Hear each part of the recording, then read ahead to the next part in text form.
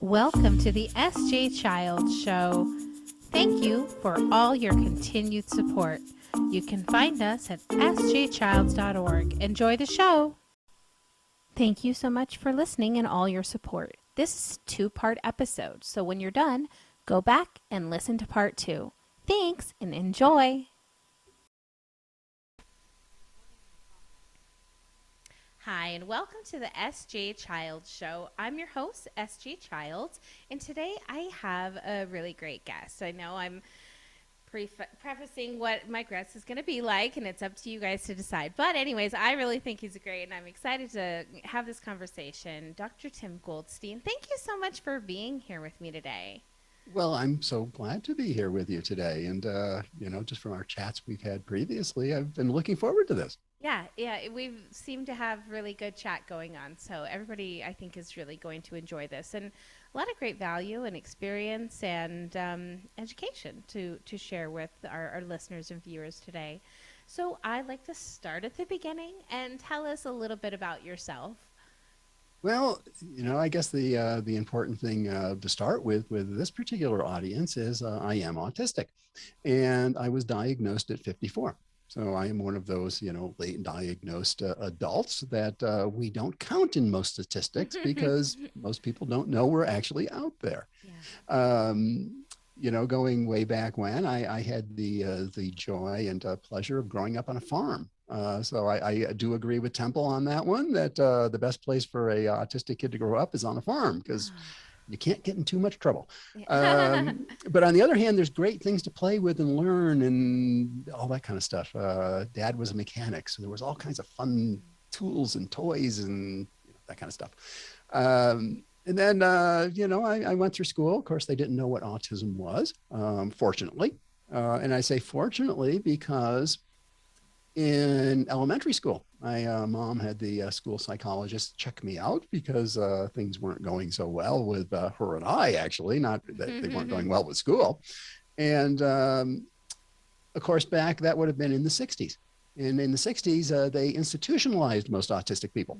Yeah. So fortunately, they didn't have a clue that I was autistic because Tim spoke. There was no doubt that Tim was verbal. And back then, of course, it had to be nonverbal only was all they knew about. Yeah. So I say, thank goodness. So I actually went through, got through school, survived it. The social thing was terrible. I was horrible at it. But fortunately, because I grew up on a farm, I was bussed in. So I didn't have to deal with these people except at school. Which made it a little easier.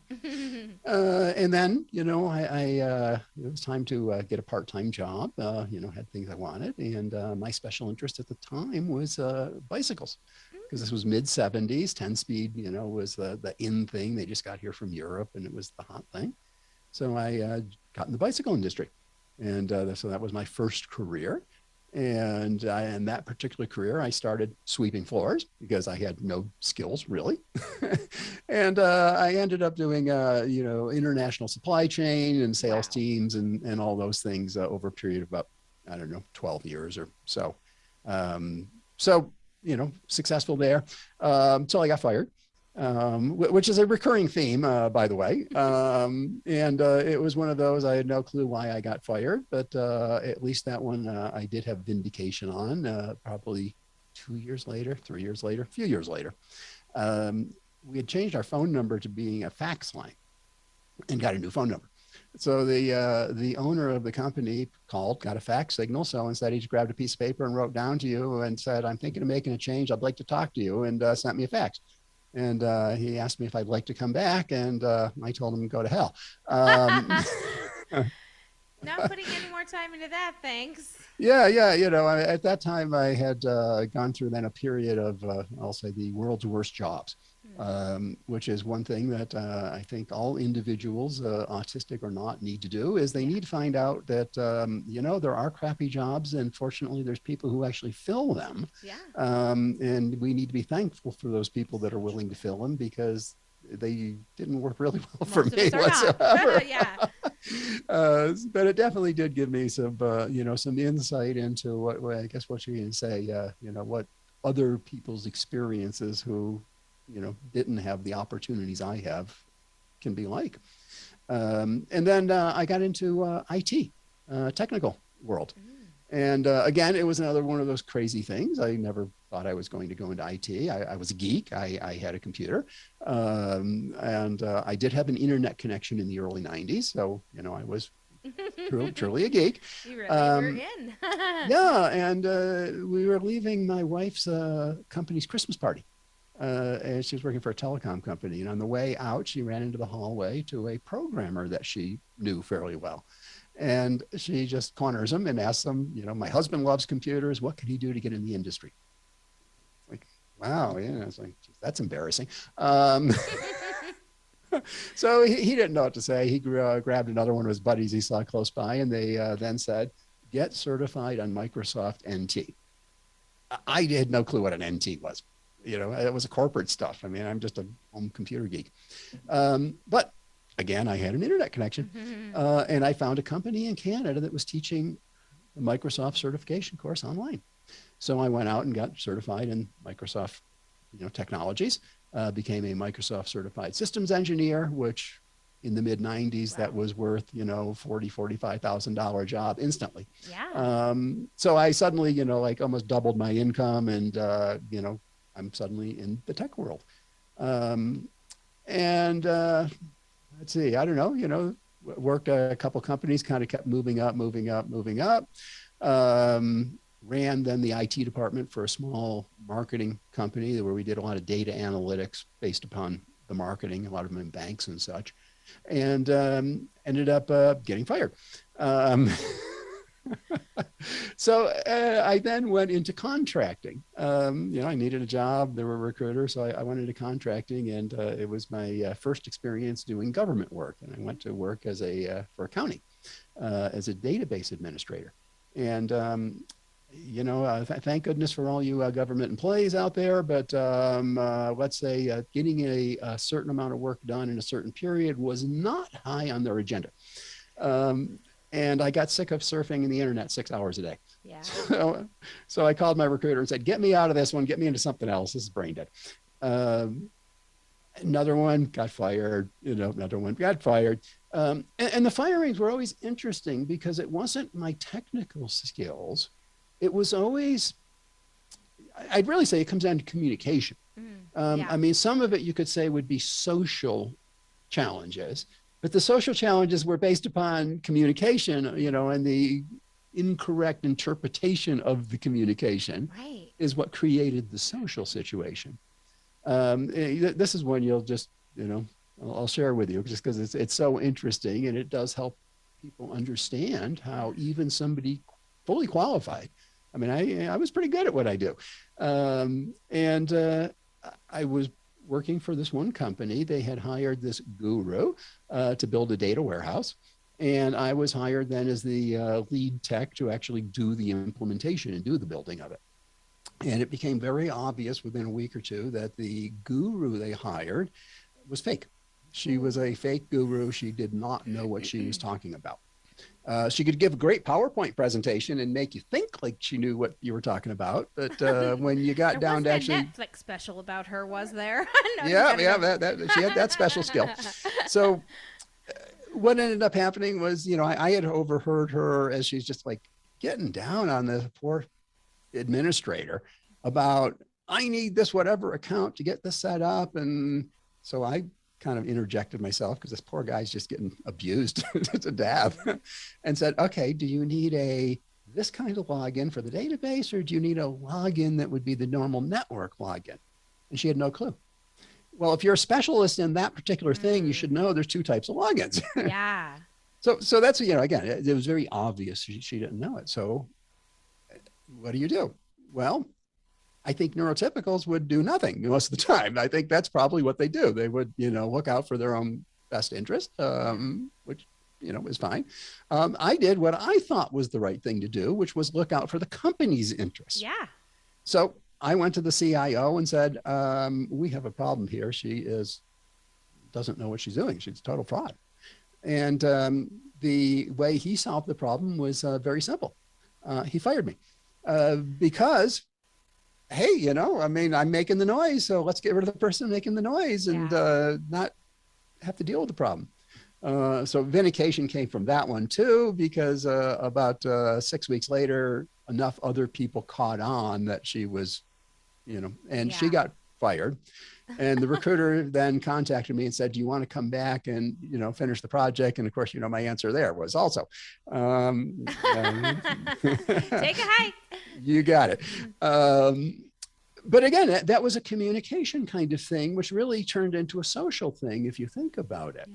The communication was, okay, I thought you should look out for the company's best interest and talk about it directly. But the social faux pas I made was I didn't think about, not that I ever think about it, but I didn't think about it then, the CIO's image. He was worried about his image, that he had played up this guru so much. And now if he fired the guru because she's not good, that he would look like, so it became a social thing, but it was really a communication of, no, this is what's going on. And then he made it a social issue because it, we're going to make him look bad. Yeah. Anyway, 6 months later, he got fired too. So anyway, I kind of went through a series of that. And, one of the challenges that is often asked amongst autistic individuals, because this getting fired sequential kind of thing is not uncommon, is, well, how did you cover up the fact that you've been fired so many times? And it was actually really easy, because I actually worked for my own company and every contract went through my own company. So if you think about that, it took me a couple of years to figure this one out. But if you think about it, if you work for the same company, but you have different clients along the way, even if they fired you, did you get fired? Same company. Yeah. I worked for the same company the entire time. It just happened to be my company, and I happened to go through a lot of clients. Yeah, definitely. But it worked just perfectly well to, cover up, the fact that I got fired.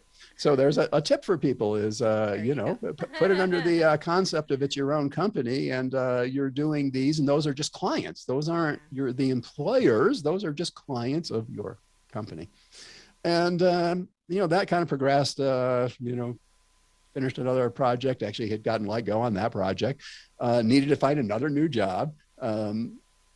I tend to be a very strong interviewer, have a lot of sales background. So going in and selling myself on an interview is an easy thing. Actually wrote a book on interviewing based on it. And I ended up with 4 job offers in this next round of I was going to get hired. And I ended up on one of them flying out to their headquarters in Santa Cruz. And it was actually the lowest offer of all of them, but the place just seemed really cool. So I joined them. And I don't know, 2 years, 18 months, 19 months, I don't know, something like that later. We have an all hands, and it's announced Google's buying us and taking all the employees. Wow.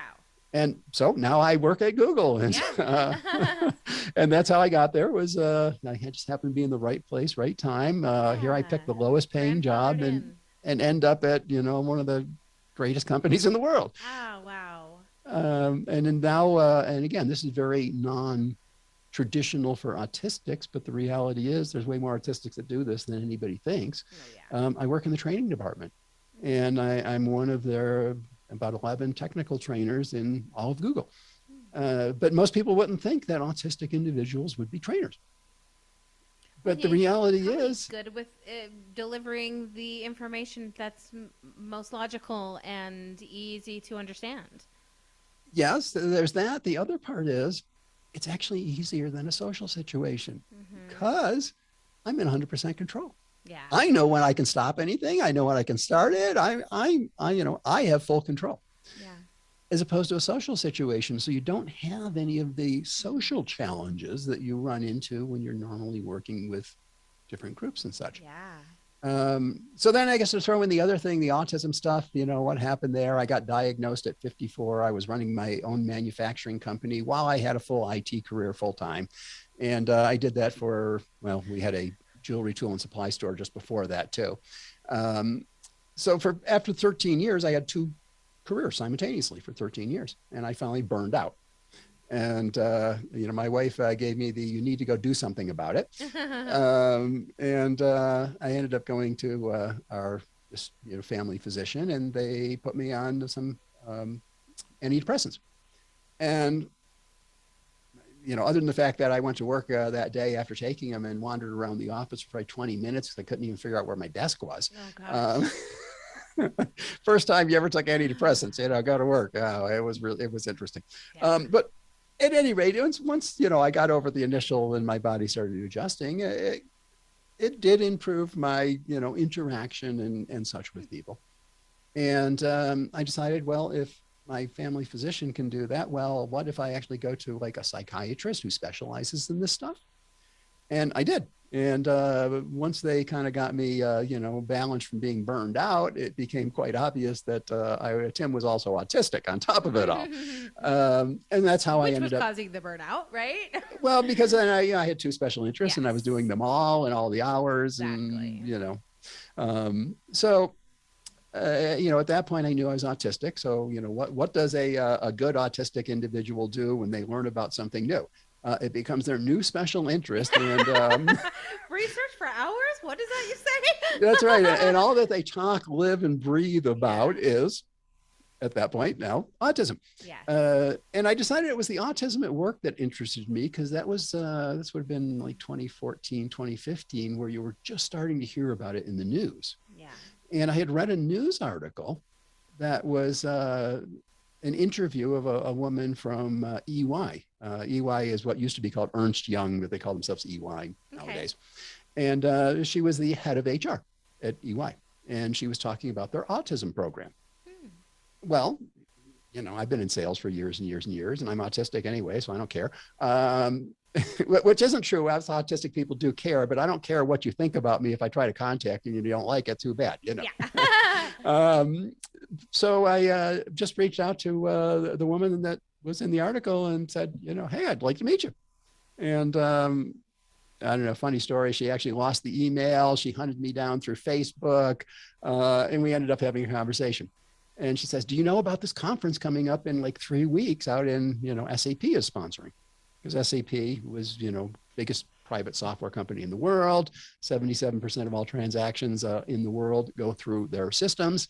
And they were one of the leaders in the autism at work efforts. So I said, no, I don't know anything about this. I'm just trying to learn about autism at this point. And she said, I'll take care of it for you. And an hour later, I get an invite from SAP to go to the conference.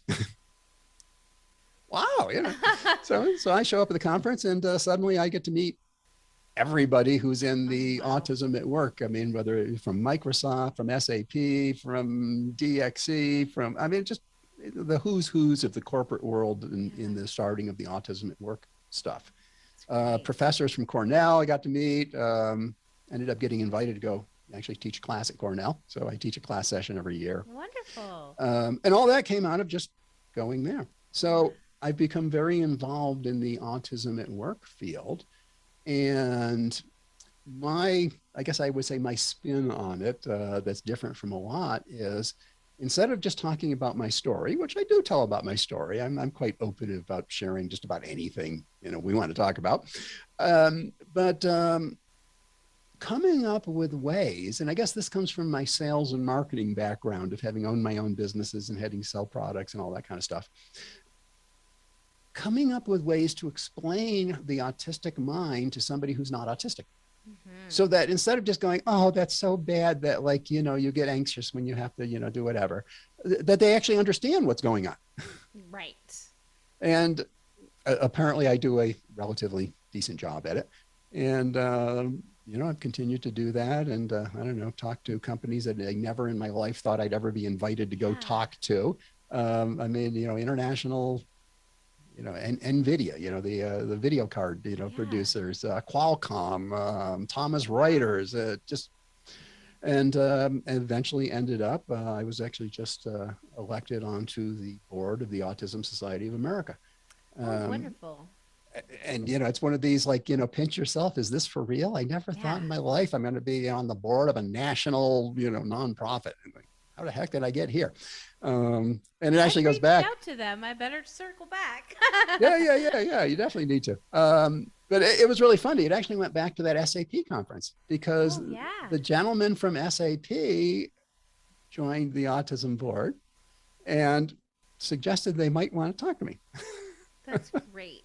So yeah, it's just, funny how all these things kind of one feeds into the Yeah. other if you let the flow keep going. Yeah. And I've just seen too many people though that they just freeze, they give up, they quit, they whatever. Um, never been in my constitution. My constitution says you keep going. I'm going to get up that mountain, or you're going to find me dead on the side. But there's Yeah, no other right? choice about it. So that's probably too long an explanation for what you were Oh my asking. gosh, But no. You're fantastic.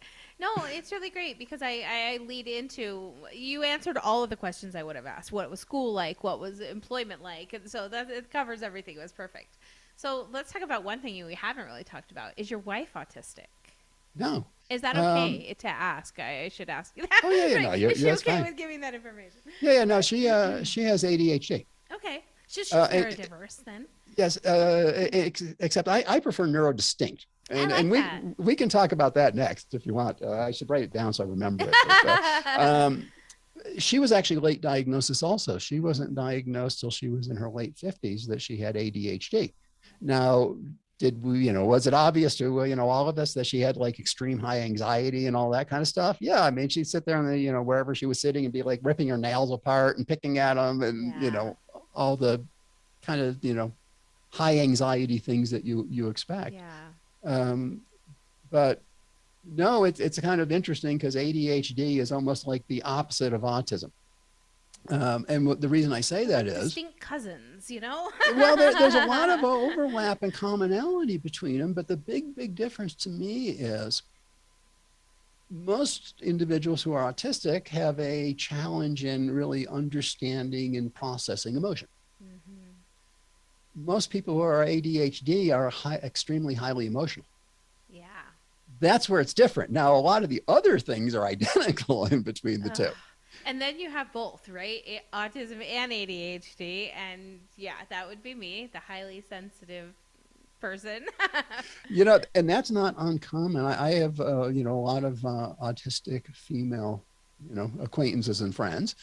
And, first off, I know more autistic females than statistically there should be in existence, Yeah. which means the statistics are wrong. Ridiculously wrong. Yes. Agreed. Agreed. And it's amazing that the majority of them have both ADHD and autism, whereas amongst the male autistic individuals I know, it's far less common to have the two together. Interesting.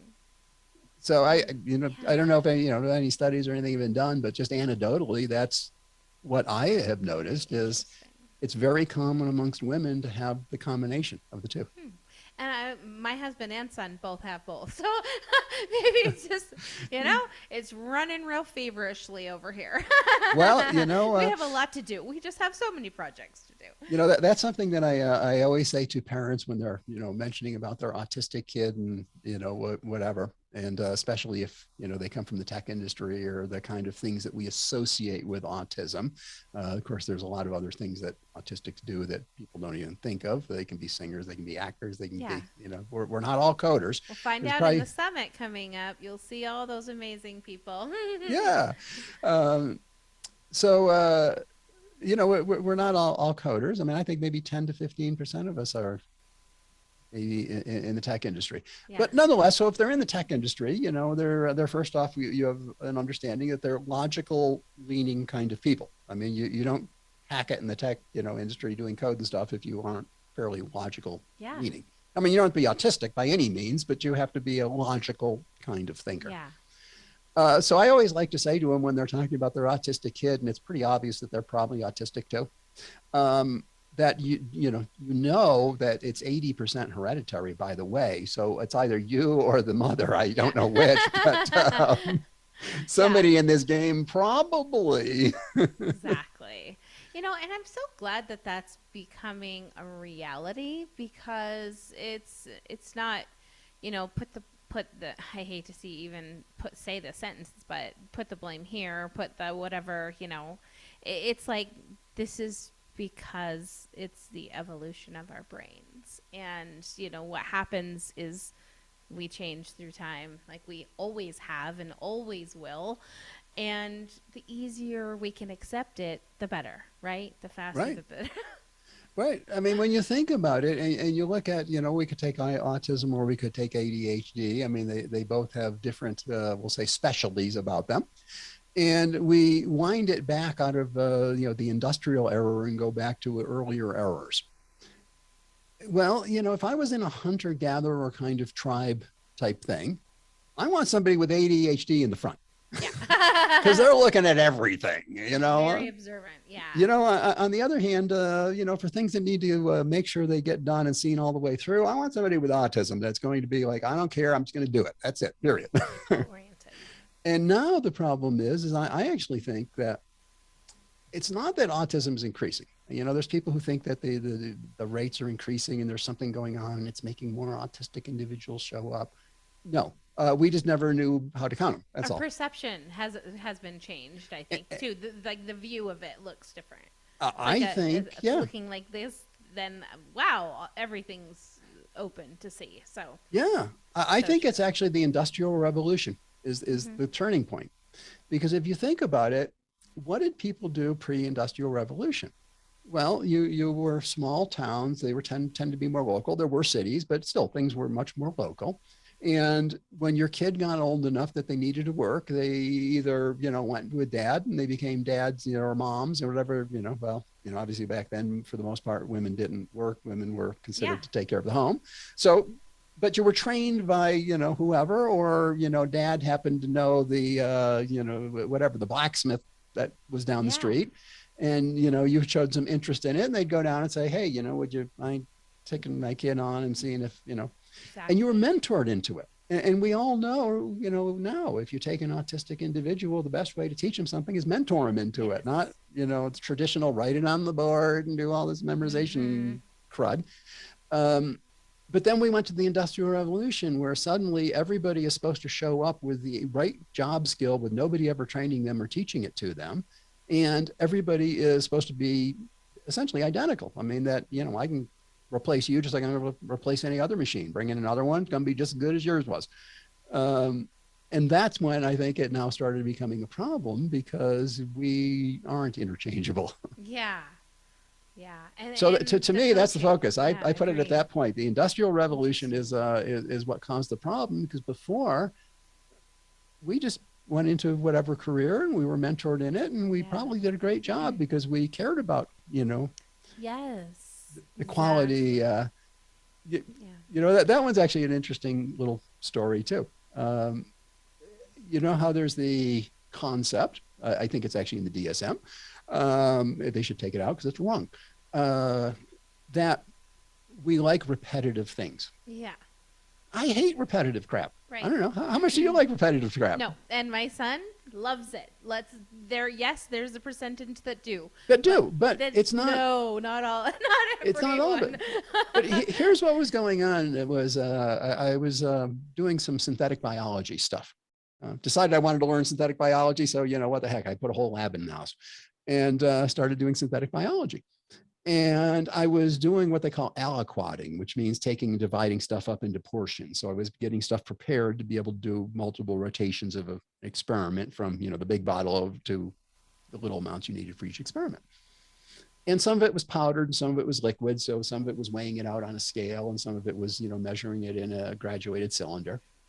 And I'm down there just having the time of my life, just doing this, having a great time.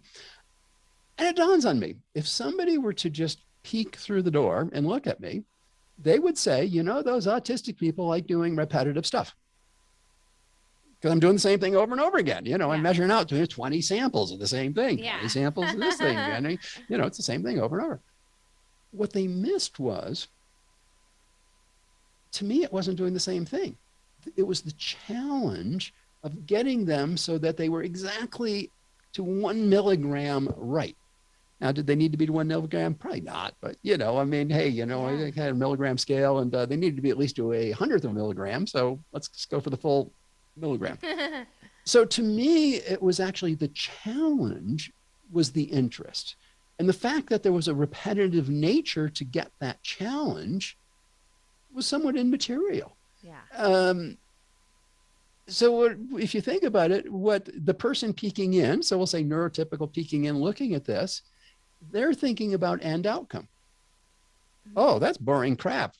Geez, they like doing repetitive stuff because they're only thinking about what's the end result. They're not thinking about the process Mm-hmm. and the effort and challenge of doing that process over and over and over again. I like to liken it to gaming. You know what? Why is it we don't take Sure. somebody who is a big gamer that, I mean, they could be, let's say it's an adult, why not? Um, they get home from work and they go into their gaming room and they game for 5 hours straight. You have to shove their dinner in front of them to even get them to even think that there's dinner. And they just game like, till it's, middle of the night. Well, how repetitive is the friggin' gaming? I mean, you got some So, controller and you keep stabbing on buttons and things jump out and you shoot them. And it's pretty damn repetitive to me. But what do we say about that person? We say about that person, oh, they're really into gaming. They must be getting pretty good. That must be a really good game they're playing. But we look at the autistic individual who's doing it for the same thing. Yes, there's a repetitive nature to gaming, obviously, but there's a level beyond that, which is the challenge of doing those repetitive things in, a way perfection. that's going to be more effective than it was Yes, last time. yes, exactly. Well, so why don't we look at the autistic individual and go, wow, they must really enjoy Yeah, delivering absolute top quality. And absolutely. instead we say, oh, they just like repetitive crap. And then we give them jobs folding shirts and wonder why they quit. Yeah. Oh my gosh, isn't that the truth too? And the skills and the experiences that they could have aren't even given a chance. Uh, yeah, because they're not able to perceive the enjoyment one can get, and then, like you said, the quality that become of that. Well, right. I mean, So that's the true. whole goal is to hit some standard. I mean, it might be an arbitrary standard. It may be, in my case, it was a clearly identifiable standard of, within 1 milligram of this particular amount. But either way, you're coming out with extremely high quality work, which actually can be a challenge and a problem in the work world. Yeah. There's a autistic individual I know that had reached out and contacted me, and the boss had the talk with him, and the talk was, "You're not coming along as fast as we expect of you. We're kind of disappointed." Mm. Now, this person's they're brilliant. They have a master's from Vanderbilt. They, Oh my goodness. they invented some stuff that goes in the astrophysics world. I mean, Wow. they're just off the chart brilliant. So what's going on? Why is it this brilliant person who's doing a job that, I mean, it's certainly a challenging job, but it doesn't require Einstein either, um, that the manager thinks that they're not doing well. And it's actually really simple, but nobody ever explains it. And this is what's going on is us autistic individuals, I'm convinced, we tend to build things up from the bottom up. So we have to get Mm. every single detail. And from Yes. every single detail, we create our own conceptual view of it. Well, it takes a while to collect every single detail. Now, the way most neurotypicals go about it when I ask them how they do it is they start with the concept that's already been predefined and only go deep enough to do what they got to do. Mm. They don't care about all the details if what they need to do doesn't require knowing all the details. So, first A off, cheat that's code. going to make the autistic individual ramp up slower because they're actually learning a lot more. Yeah. Secondly, if you start with a preconceived concept, how innovative can you be? Mm. You're already inside the concept. I mean, you're Mhm. locked into this one Mhm. concept. Exactly. Okay. I mean, you can come up with a little creativity inside of the concept, but still, you're not going to be coming up with something revolutionary because Yeah. you've already got the concept of this is the way it is. But if you do it the way that most autistic individuals seem to do it, which is you get all the details you can and you create your own concept that fits the details, Mhm. that's where innovation comes from because I got Yeah. no preconceived notion of how it works. I'm just going to look at, okay, I got all these pieces and this is how it seems to interact to me. Yeah. Um, and that's how I actually build and base a lot of the way I explain different things about autism is, okay, so I took all the details and then I just think about, okay, I put my marketing hat on and think about, okay, if I got to talk to just the general public and get them to understand this, what can I do? And I don't follow any pre-existing concept. Exactly. Oh, and yesterday I was on a live, and the gal I was talking to mentioned that what her son's pediatrician had kind of explained to her, and now she's been raising him for 13 years, so it's not new to her or anything like that. But back then he said, I want you to think of it as a language barrier, that you are dropped into a country where you don't know the language, you don't know the customs, and so everything is a little bit different for you to understand how to help them. But over time, you will learn the language and you'll learn the customs, but you'll still have your own language also. And I thought that was a really simple way to help, somebody understand it. What do you think about that? No, that is a good way. And it's actually interesting. I was on a podcast a couple of weeks ago. We recorded it. It's coming out in August. And it was two gentlemen. One of them was from Israel originally and lives in, I think he's Vancouver. He's in Canada. I think it's Vancouver. He's on the West Coast. I think he's in Vancouver though. And then there's a American gentleman who somewhere in the Pacific Northwest also, but not in Canada. He's in the US. So he's probably in Vancouver in the US side, probably. Right. And the Israeli gentleman came up with a question. And his question was, in Israel, we're very direct. The way we communicate is very in your face direct. And then he said, we had this colleague who went and gave a presentation in the Netherlands. And somebody, from the Netherlands, a Dutch gentleman, came up and said to him that was very good. And now this was, this was an American that had given the presentation. And, we know how it is in America. You don't say anything bad. You have to say all good things about everything all the time, no matter what's going on. So he asked some of his colleagues that were there at the conference that happened to also be, Dutch, okay, they said this. Now, were they saying that to be nice, like we would in America, or were they really meaning that it was really good? And the Dutch colleague he asked said, we're Dutch, we don't do nice. If he said it was good, it was good. If he said it was bad, it's really bad. So the question that they had based upon that was, in your experience, have you seen a difference in dealing with different cultures as far as the challenge being greater or lesser with different cultures? And now I've never worked with any Israelis directly, nor have I worked with any Dutch directly, but I worked with a woman whose husband was Dutch, and they were into airplanes, and I was into airplanes. And so she would talk a lot about her and her husband and talk about his Dutch ways. So I understood at least, kind of what she meant. And what it made me think of is I've worked with a lot of Russian programmers over the years. And Russians tend to be pretty in your face direct also. And you know what? I never thought of it, but his asking that question made me recognize, it really was a lot easier working with the Russian programmers, because you could just say, it's this, bang, bang, bang, exactly. There was none of the having to be, nice and sociable and dance around of this is so good, but we need to make this little change to this one little thing. You can just walk up and say, hey, this part needs to be fixed. Next, move on. Exactly. So I think that fits in with what you're saying is it's a different language. No, it's past a different language. It's actually a different culture that has a different language. Yeah. Because it's not just the language portion, it's the culture of, if we were in Israel, just being direct to you and saying, no, that's not the way it is certainly acceptable. Yeah. Now in America, I would have to, to be acceptable, I would have to say, it's a really interesting kind of nifty idea, but and maybe butter it up and then somewhere between the lines is really what you were trying to say. Yeah. And as autistic individuals, I don't get between the lines. I get the words. They are literal. They write them in dictionaries. What they say in the dictionary is what the word means.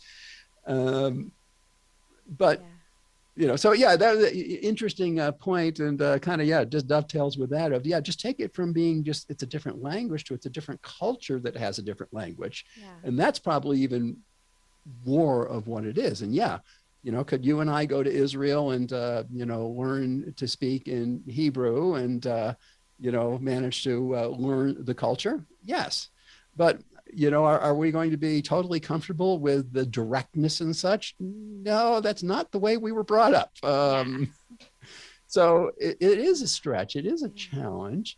But we do need to obviously learn to accept, no matter what culture you come from, that, Yeah. hey, you're just another person. You do have different experiences, different backgrounds, but guess what? There's more in common than there is that's different. Absolutely. And I think I saw you once on a podcast with Barry Prezant, and I love his representation of just humans, right? That like we're all human. We all jump up and down and clap our hands and flap our arms and blink our eyes and do all of the things, but when we really try to give each other grace and understanding for that and each other's space and compassion, that's where we can start changing our world's, problems and things is through that type of attitude and mindset. Very much so. And, again, kind of putting it in the work context, when, I got my current manager, and the manager before that, and even the manager before that, first time I met them, I gave them a sheet of, here's 10 tips of how to manage an autistic individual. And I crossed off the ones that don't apply to me, which wasn't very many. uh, Repetitive behavior. Nope. yeah, right, exactly. Cross that off. That one really don't apply to me. But these other ones of like, you need to be very direct. Don't, Yes. no dancing around. Give me like, Yeah. firm things. Don't give me things to go in two directions at the same time. I can't do that. I can go one way at one time. Exactly. I'll go one way really good, but I can't do two at the same time. Give me priorities, because I can't read your mind of what's important to you and what your manager's asking out of you to get done from the department. Yeah. So prioritize for me. That isn't because I'm weak at it. That's because you know more about what the demands are than I know about the demands. Exactly. Because I might pick it based upon, well, this is the most challenging one and it sounds fun, so I'm going to do this one first. And it could be the least important of the group. Yeah, exactly. So, because maybe there's another one on there that his manager's leaning on him about of getting done. I don't know that. yeah. How am I going to know that? I wasn't in that meeting. Yep. Information is key, isn't it?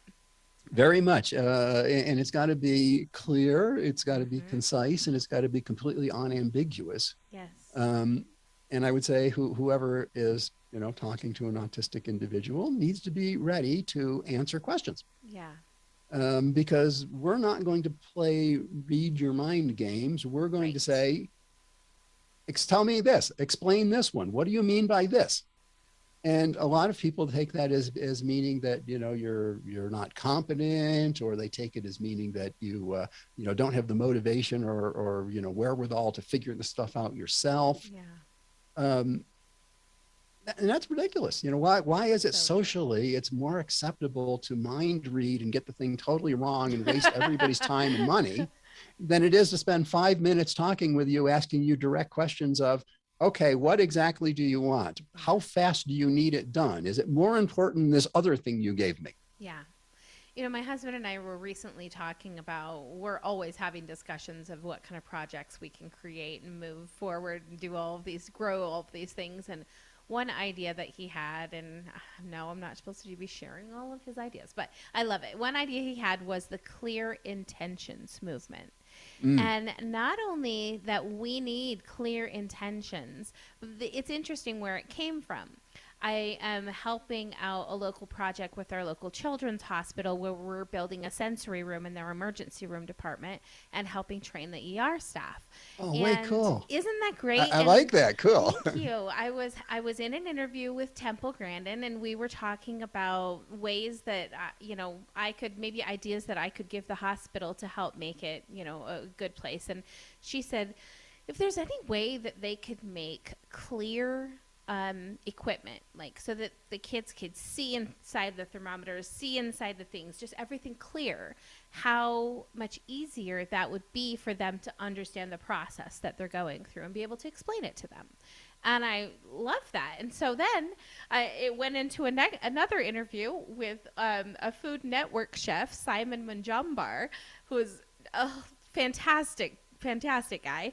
He does some foundation, like food prep things, for autism foundations once in a while. And I said to him, now, if you make sure that when you're doing those, you use clear containers, just clear glass for cooking and for mixing, and so that everybody, can see what's inside and see the process that's happening. I just think it's so beautiful how far we can go with this. Not only do we want the clear intentions of the words, but we also would love the clear intentions of the happening around us, right? That's so interesting because one of the challenges as an autistic adult, particularly in the workplace, but it could be in many other situations, is people try and intuit your intentions. Mm-hmm.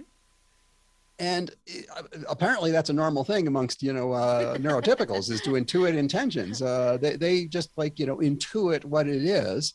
And then they assign the attention. And if they, assign the attention that you did it because you're a jerk, then you're a jerk the rest of your life. Judgment, right? Right. So, what happens, of course, is, we have in our culture, and I like to say our culture is actually from a total another universe. That's how different it is. Yeah. So, we're one of these aliens and we're here on Earth and, we say something and we're brutally blunt, which is a very common autistic trait of just, Thanks for listening. Check back tomorrow for part 2 of Tim Goldstein, Communications Expert.